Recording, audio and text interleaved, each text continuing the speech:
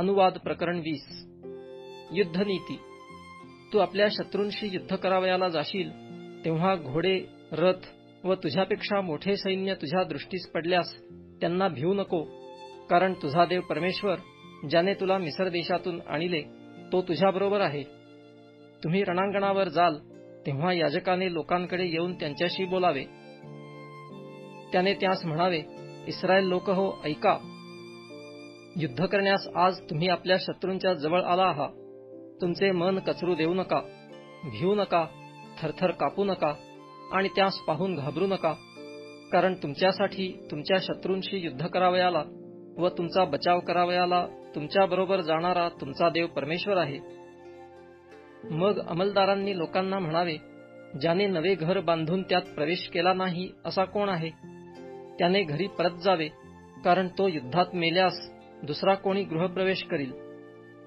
द्राक्षमळा लावून त्याचे प्रथम फळ खाल्ले नाही असा कोण आहे?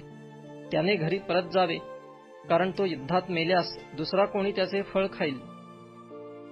एखाद्या स्त्रीची मागणी करून तिच्याशी लग्न केले नाही असा कोण आहे? त्याने घरी परत जावे, कारण तो युद्धात मेल्यास दुसरा कोणी तिच्याशी लग्न करील. अंमलदारांनी सैनिकास आणखी म्हणावे, की भित्रा व भ्याड मनाचा कोण आहे? त्याने घरी परत जावे, नाहीतर त्याच्या सोबत्यांच्या हृदयांचेही त्याच्यासारखेच पाणी पाणी होईल. अंमलदारांचे लोकांशी हे बोलणे संपल्यावर त्यांनी लोकांवर सेनानायक नेमावे. युद्ध करावयाला तू एखाद्या नगरावर स्वारी करशील तेव्हा त्यांच्याशी तहाचे बोलणे करून पहा. त्यांनी तहाचे बोलणे कबूल करून वेस उघडली तर त्या नगरात जे लोक सापडतील ते तुझे वेठबिगार करणारे व दास होतील. ते तह न करिता तुमच्याशी लढू लागले तर त्या नगराला वेढा घालावा.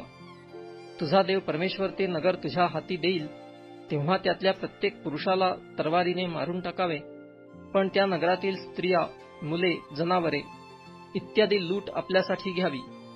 तुझा देव परमेश्वर तुला तुझ्या शत्रूंकडील जी लूट देईल तिचा उपभोग घे.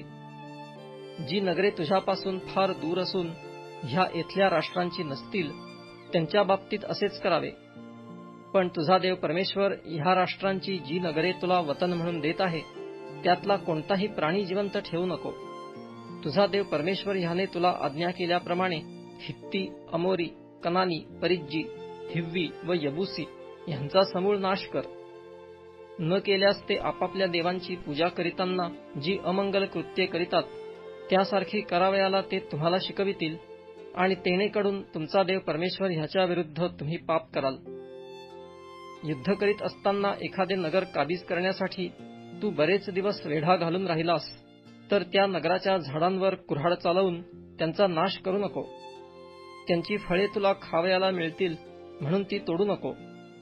मैदानातल्या झाडांना वेढा द्यावयाला ती काय माणसे आहेत? जी झाडे खाद्य म्हणून उपयोगाची नाहीत तीच तोडून त्यांचा नाश करावा. जे नगर तुझ्याशी युद्ध करीत असेल ते पडेपर्यंत त्या झाडांचे मोर्चे बनवून त्यावर लावावे.